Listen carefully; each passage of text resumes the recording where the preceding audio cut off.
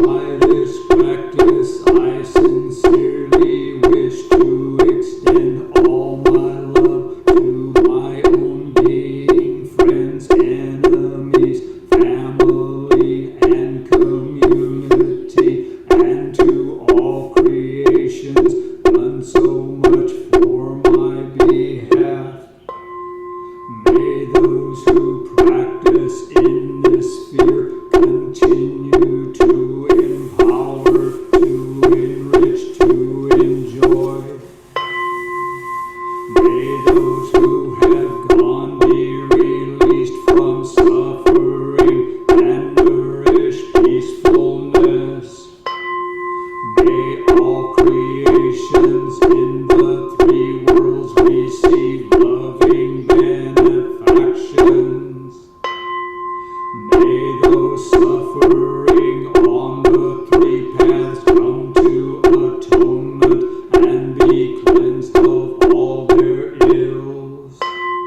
May they be liberated from samsara and arise in the Pure Land together.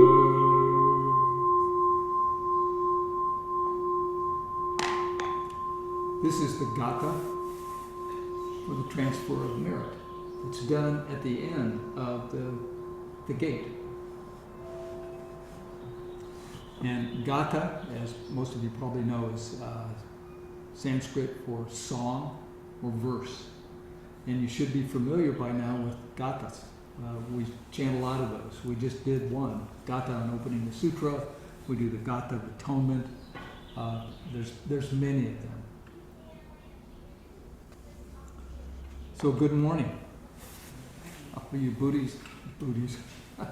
Buddhas and Bodhisattvas, and as I always say, you future corpses. So I say that in all seriousness. So it's this learning to embrace impermanence will allow you to live freely. Trust me. And we're reminded of this many times. Awaken, take heed, do not squander your life. From the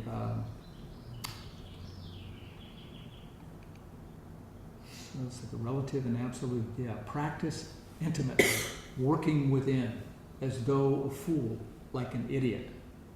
And as we just chanted moments ago, let us practice diligently and eagerly, as though extinguishing a fire upon our heads. Let us contemplate impermanence and not squander our actions. Well, heading in a lighter direction, thank you for the gift of your presence this morning.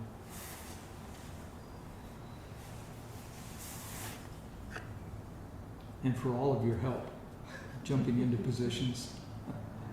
And for Charles showing up in person first time. Yeah. Awesome. You look much better in person, by the way. Yeah. I'm awake in person. The camera, that puts 10 pounds on you. That's it.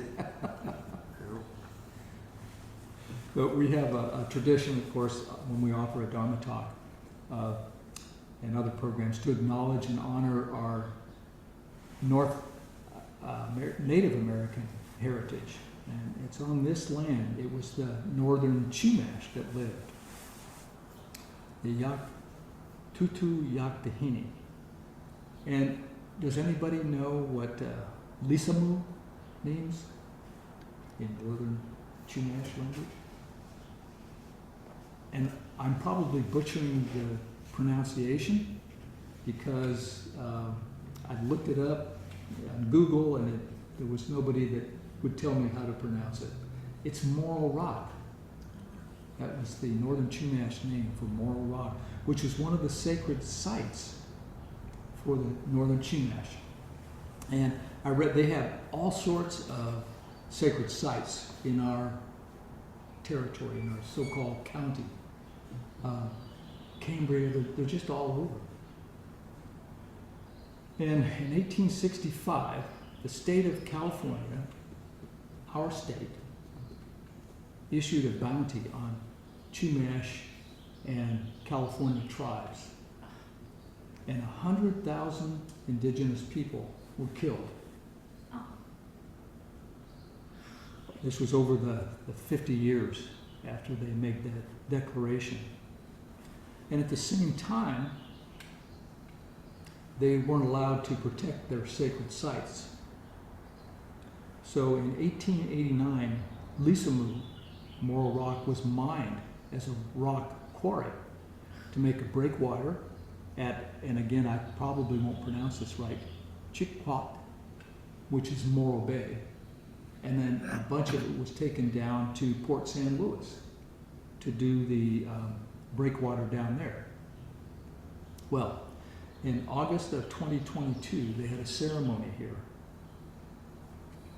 There was an article in the Tribune and it said, Northern Chumash celebrate as pieces of Morro Rock are reunified with their sacred landmark. And so there was this whole, I never heard about this, but they brought rock back from Port San Luis, from the breakwater, back up to Morro Rock. And it's submerged, it's like 40 feet down, boats can pass over it, but it's kind of a marine sanctuary that they helped set up. And the lady that was speaking, Julie Bolton, at the ceremony said, Lisamu is finally coming home. And a member of the Chumash Nation, Mia Lopez, said, these fragments of rock represent our fragmented people. As we heal this rock, it gives us the opportunity to heal ourselves and our communities as well. So they brought up, this is the U.S. Corps of Engineers, they brought up 10,000 tons, 20 million pounds of Port San Luis breakwater stone back up to Morro Bay. So this was after many years of advocacy by the Northern Chumash Tribal Council, led by Fred Collins. And so advocacy and protests can pay off. Please remember that. There's a protest today, San Luis Obispo, I read, from 4 to 6. The same place? No, Court? it's on Santa Rosa and Pacific and South Street on the corners there. That's by Fire Station 1, I think. Yeah. So please join me in acknowledging and paying respect to the Northern Chumash people and elders and ancestors, past, present, and future. So back to the gate, the Kan Roman. And I'll give just a little recap of our classes so far. And a few weeks ago, we watched the film from ZCLA that was made in 2004. And then last talk, I gave a little spiel about the history of the gate. And this legend has it goes all the way back to the Buddha. And I shared a couple stories, one Moggallāna, and if you'll remember, he had his mom was in the hell realm, and he was stressed out about that, wanted to help her, and the Buddha told him, you can't do it on your own, even though he had all these magical powers. And he said, it takes the Sangha, the whole Sangha. And then the other story of Ānanda, who gets threatened by Burning Mouth, this hungry ghost called Burning Mouth, and saying, you will die in 3 days and fall into the realm of a hungry ghost. Well, Ānanda kind of gets freaked out and goes back to the Buddha. Although before that, this foul-smelling, fire-breathing ghost said, well, what you could do is,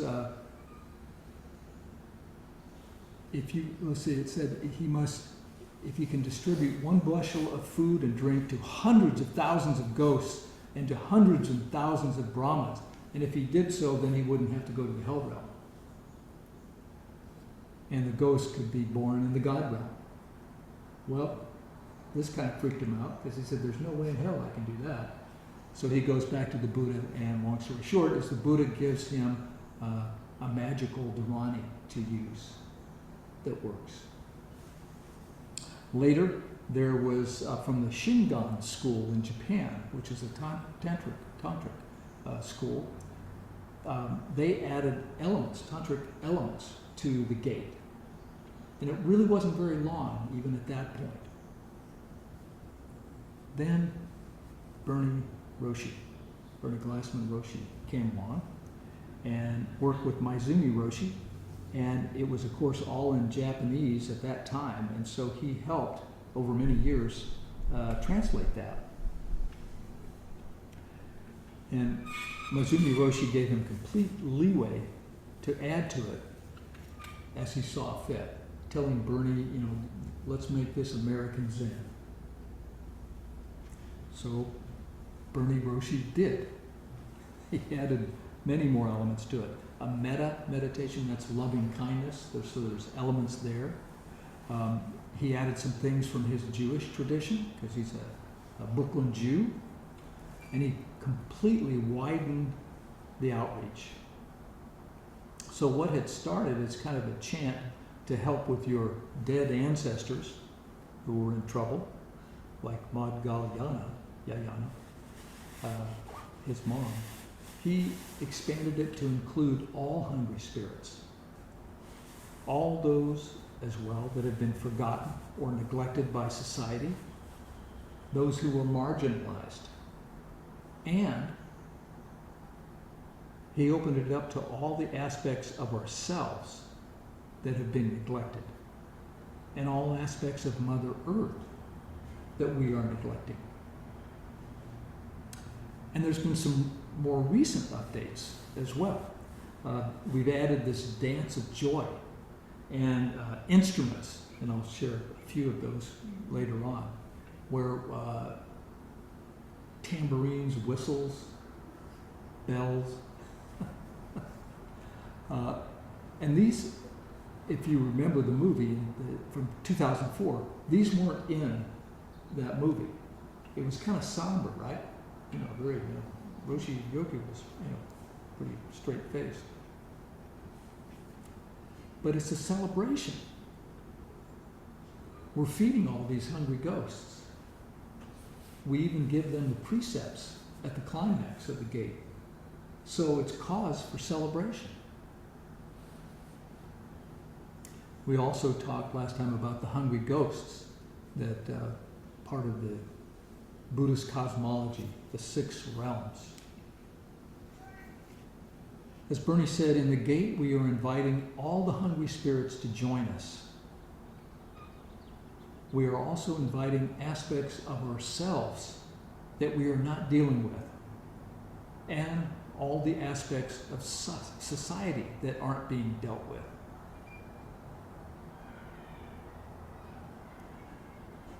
So are there aspects in your life that you're not dealing with?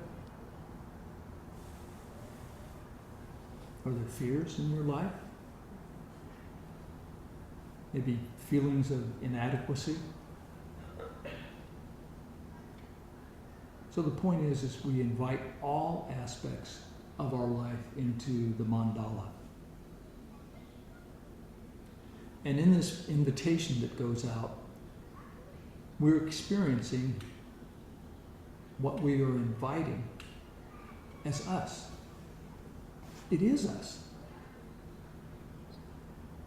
So that's a lot to work with. Huh? And the bottom line, this service is a upaya, a skillful means.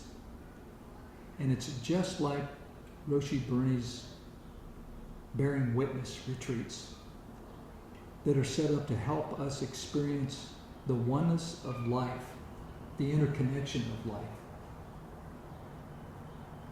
So today we're going to look at the service itself, kind of how it flows, through various stages or parts, not unlike a symphony, how it reaches a high point, and then it's followed by a dedication. We'll talk about the Dhāraṇīs in it. There are many Dhāraṇīs, and special mudras, these hand positions, and tie it in as well to the 5 Buddhist wisdom families. And we'll see how far we get. Probably we'll do another class as well, and I've got another handout. There's one handout that I'll give in a while, but there's another handout that shows all the various mudras. And these are, at one point, they were supposed to be very secret. And the officiant, and we call actually the officiant the celebrant, because this is a celebration. He's a celebrant, or she. And many of these mudras are done underneath our koromos, so you can't see them. But we are, seamless now, and we're sharing everything.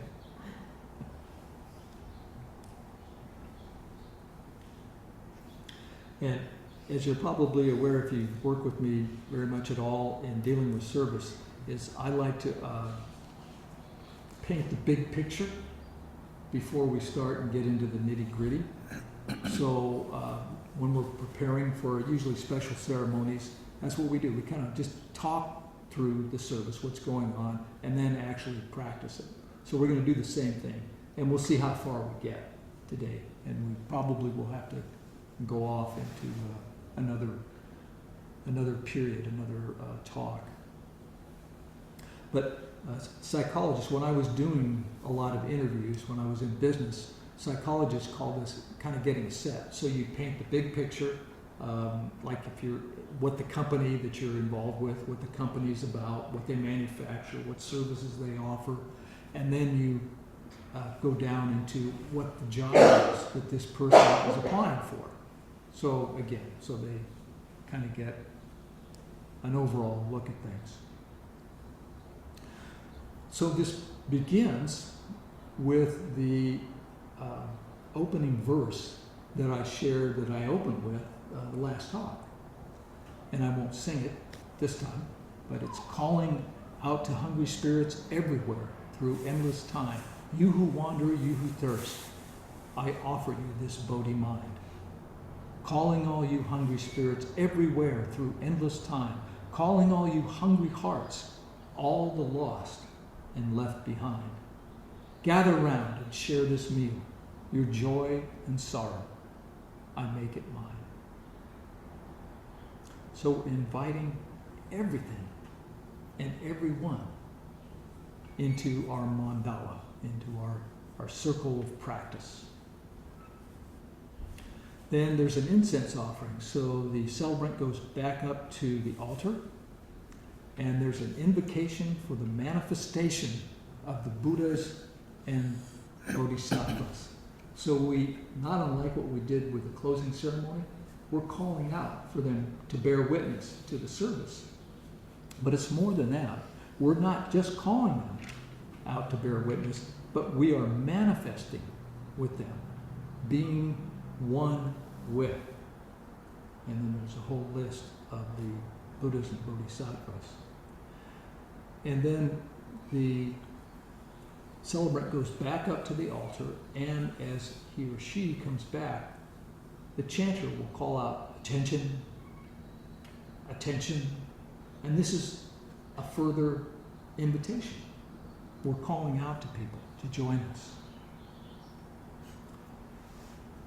That's followed by the supplication for raising the Bodhi mind. And this includes vows and prayers. And this Bodhi mind, that's another way of saying bodhicitta, right, that most of us are familiar with. It's the awakened mind, the aspiration for enlightenment, the intention to achieve enlightenment for the benefit of all beings. So as I said, there's vows and prayers. Prayers for food sharing, because we're going to create a meal. We're calling all these people in, and what do when you bring a bunch of people together? You feed them. There's a prayer for raising the Bodhi mind that I just mentioned. a prayer for transferring the merit of the practice, a repeated prayer to attain the enlightened way. And there's a batch of Dhāraṇīs. There's a Dharani for the invitation of the manifestation of all the gods and demons. A Dharani for hell crushing and hungry spirit throat opening. So you remember these hungry ghosts are supposed to have these little they can't get enough food down, right? Down their throats. So this is to help them open them up so they can eat this meal that we're about to serve. A Dharani of expansion prayer upon the food and drink. So if you remember from last time, this was at one of the chants that the Buddha gave him. And this was because he had to feed, gazillion people and hungry ghosts. So he had to have a lot of food. So this was a special magical Dharani that was given to him to do just that. And this is in the gate. No makusaro batata yata baro kite om san bara um. A Dharani upon the Dharma taste of sweet nectar. And a Dharani of feeding all the hungry spirits. So the celebrant comes back up and there's a food offering that's made. And there's all these special mudras that are going on to expand this food. And what we usually use is some cornmeal with water, and that gets put into a third bowl, right, and mixed up. And it's offered. And one sangha, and I think, I can't remember where I heard this, but I think it may have been Roshi Eve, Marco's sangha. When they do this, they have children that come up at this point in the service. And they have candies, and they give candies out to everybody. And as this is being done, as the celebrant is up at the altar mixing the food, we're all chanting together. No makusan man dabota nanban, no makusan man dabota nanban. And that goes on until the celebrant's done, and then makes his or her way back to the Haishiki. And then it switches back to English. Being one with all Buddhas in the 10 directions, being one with all Buddhas, I turn the water wheel of compassion.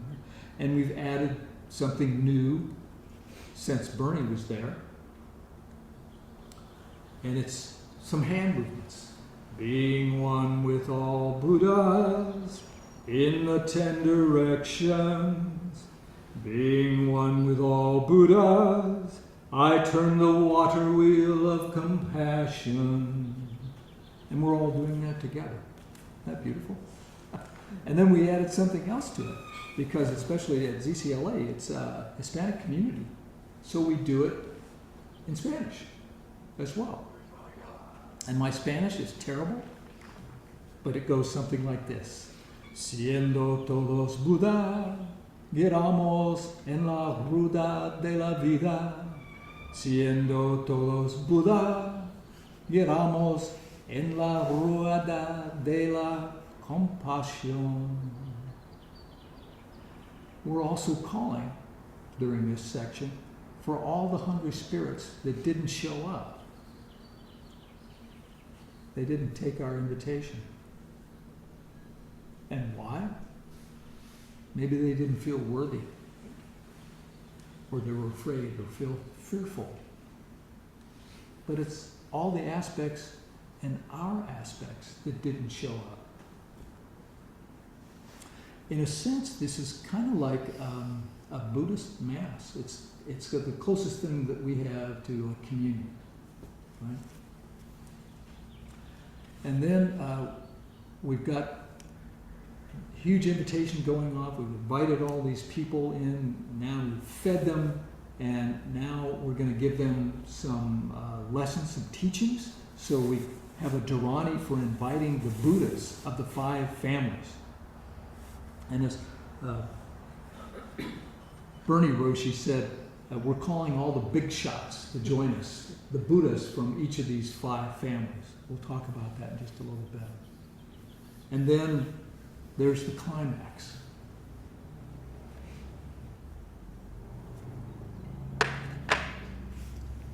And this is where I need you to ring this bell. As I'll give you just a taste of this. So I'm going to blow the conch, and at the same time I do, you're going to ring the bell.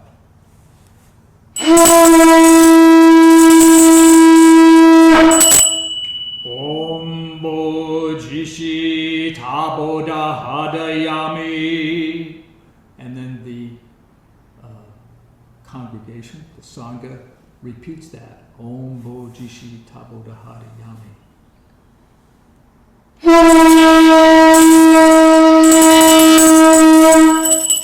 Now I have raised the Bodhi mind. And then the congregation, now I have raised the Bodhi mind. And that is the Dharani for raising the Bodhi mind. And that now we give the precepts. And this precept, or the precepts, are from the Shingon school. So you're familiar with our precepts, right? We have 16 Bodhisattva precepts. Theravada have the 5 precepts. Well, the Shingon school, they kind of narrowed it down to just one sentence. And it goes like this.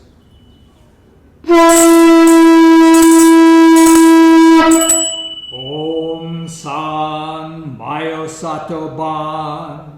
And then the group responds, Om San Mayosato Ban.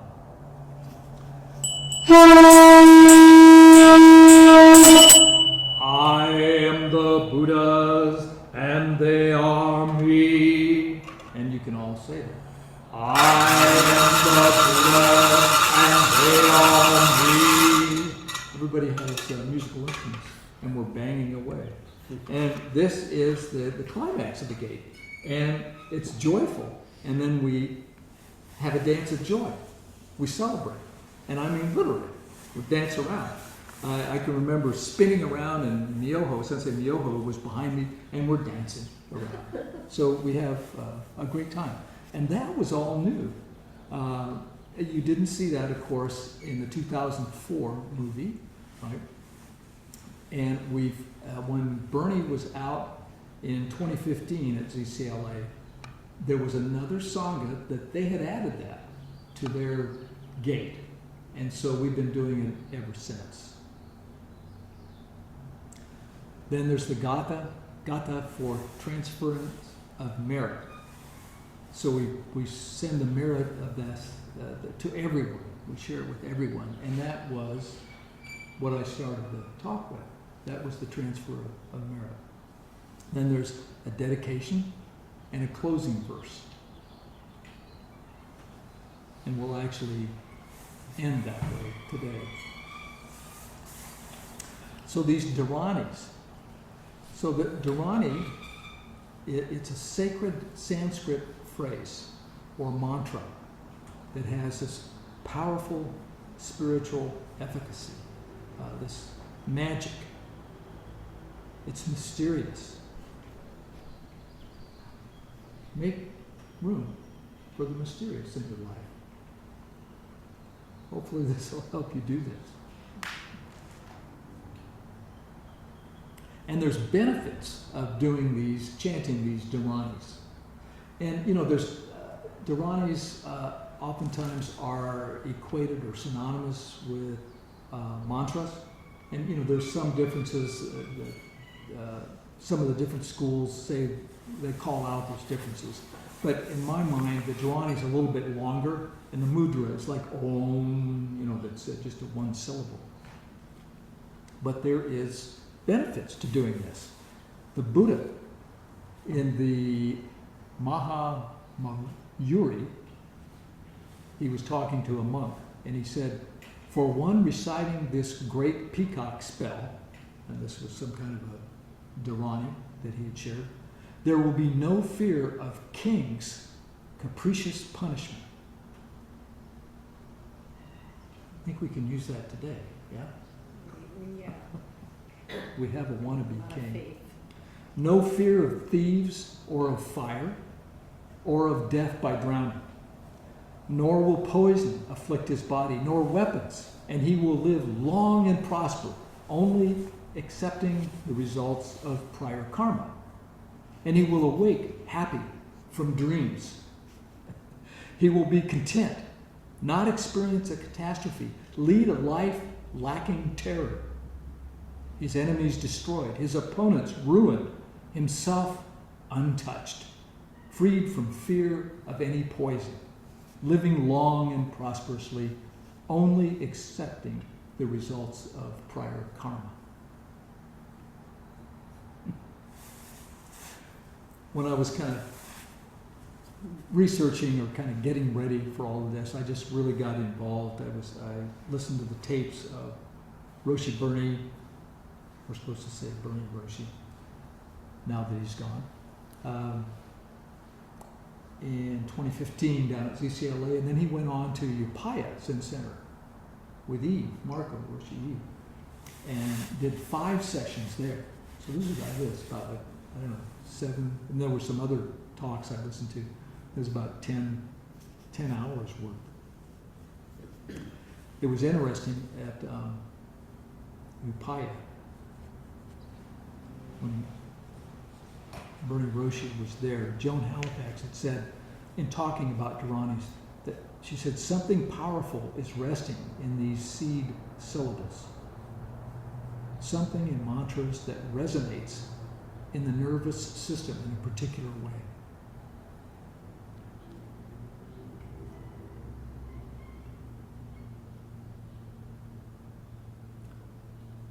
It was really special to hear Bernie Roshi again, to hear his voice. Alan Senaki was there as well. And Alan, he just passed fairly recently, was the abbot of the Berkeley Zen Center.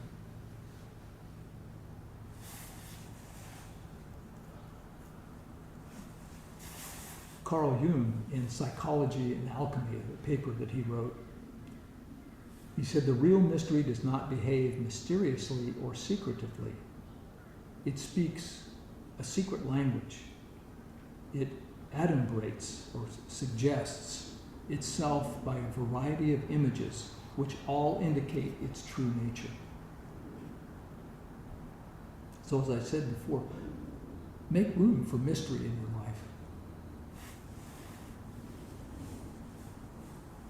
And speaking of Dhāraṇīs, we just did one this morning as well in service. It was the last, we did the slow version, the Shosai Myo Kichijo Dhāraṇī. And that means marvelously beneficial, disaster preventing Dhāraṇī. And Sensei Faith Mind one time told me she was flying with Roshi Yoku, and the plane was taking off, and she kind of looked over at Roshi, and she could tell that Roshi was. And she said, "What are you doing?" And she says, "I'm chanting the Shosai to protect, the takeoff."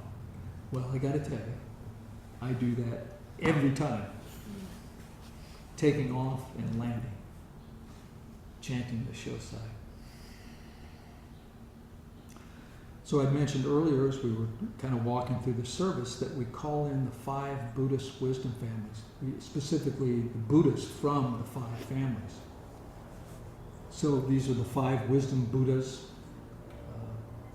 5 Buddha families, and they represent elements of the enlightened consciousness.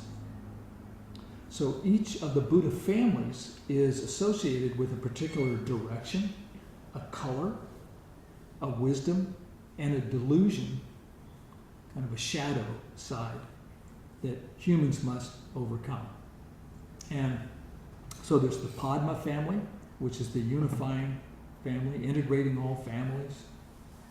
The Ratna family, which is the livelihood sphere, the Buddha family, which is the formless sphere, the Vajra family, the study sphere, and the Karma family, the service sphere. And it's interesting, there's a lady, Irene Rockwell, she wrote The 5 Wisdom Energies, a Buddhist way of understanding personalities, emotions, and relationships. So we all have aspects from these 5 families. And she runs these courses, and this is kind of a Tibetan thing, and you can really get into it. They will oftentimes, during the workshops, they will have rooms that are the various colors. So there'll be a room that's totally white. There'll be a room that's totally red. That's for the Padma. Green for Karma.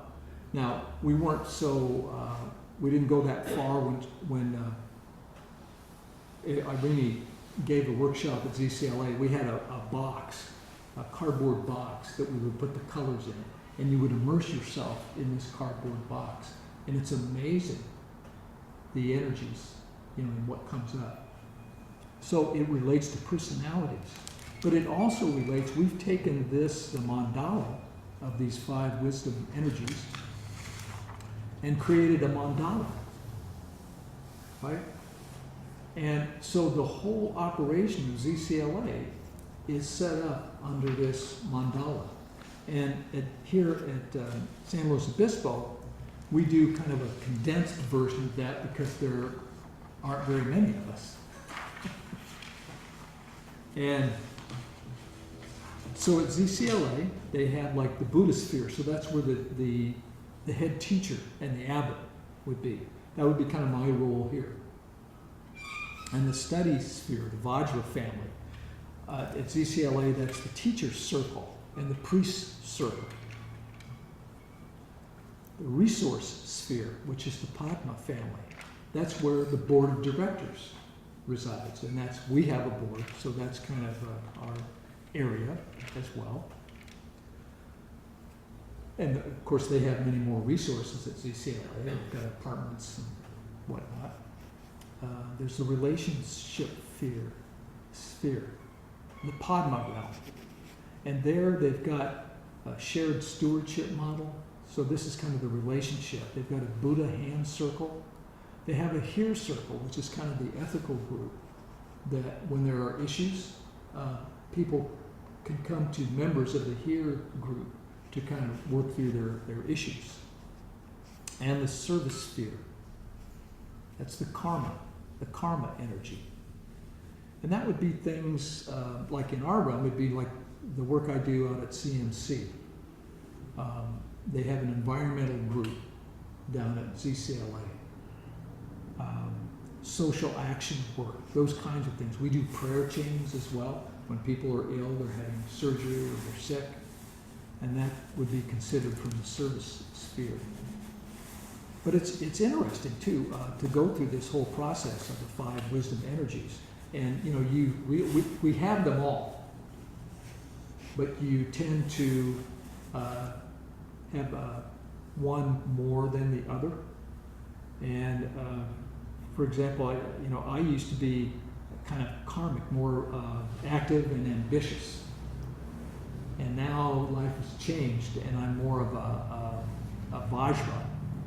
Maybe I'm over analytical as well, but I'm a bit more mellow. So all of these have these different aspects, so it's interesting. So we're bringing all that in to the gate. And then there's all these mudras, these sacred and symbolic gestures.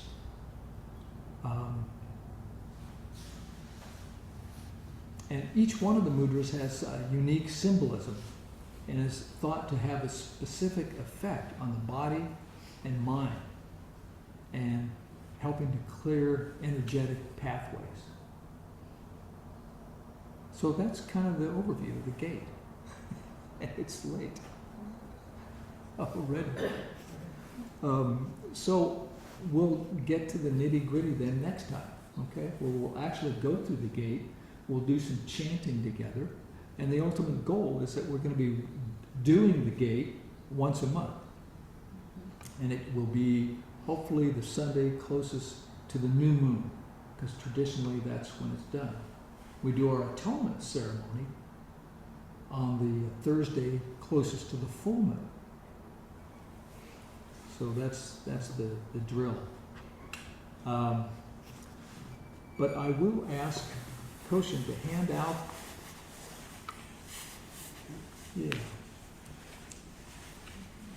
this is the actual service, and these are copies. We're actually getting booklets made up. I'm working with ZCLA, where we'll have, just like our sutra books that we just used just for the gate. Do you have Roshi? No, I don't need them. It's okay. So this is actually a copy of the gate as we used it. We took it on the streets when we do bearing witness retreats and live on the streets. And we do the gate while we're on the retreat. I had mentioned before, I can remember doing it in San Francisco in front of a gas station.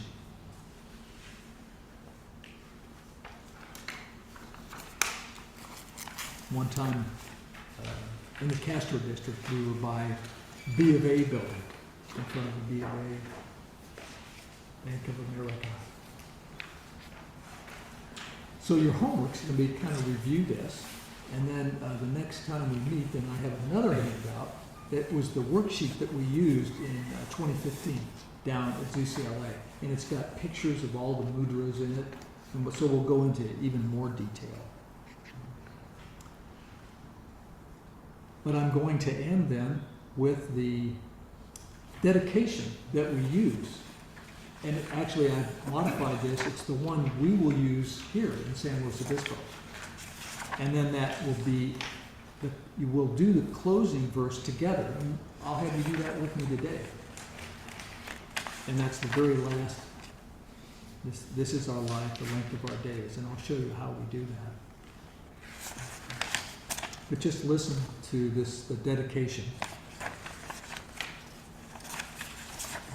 The Buddha turns the Dharma wheel, and so reality is shown in all its many forms. All suffering sentient beings are liberated and brought to great joy. We sincerely seek the beneficent guidance of the three treasures in reciting the Gate of Sweet Nectar, and in offering food, flowers, candlelight, and incense. We dedicate their merits to all hungry spirits throughout all space and time, to all ancestors of the White Plum lineage and of the extended Sangha, to the Zen peacemaker community, to the indigenous nations, and to our neighbors in the county of San Luis Obispo and throughout the world. We especially dedicate these merits to all beings who have lost their lives or homes due to global climate crisis, to those who have died or suffered harm from war, genocide, starvation, hate crimes, racial injustice, or state-sponsored brutality, to those who lost their lives or suffered harm during the war in Gaza and Ukraine, to those who died before birth, to all beings in the various realms, to the countless spiritual beings who are starved for the Dharma, to those in the lower realms of existence, and to the deluded beings who hinder the way. We also dedicate these merits to, and at this point we do reading the names of those that might have died on a particular day in the month that we're chanting. And we can also, something I've always wanted to do, is to have a book of the past. And those are our family and friends that have passed. And we actually have a book where we put those names in. And in the month that they passed, they're remembered in that particular, in the particular month that they passed, in the gate. We pray for the wise, merciful, and compassionate actions of our national, state, and local leaders, and for peace in the world.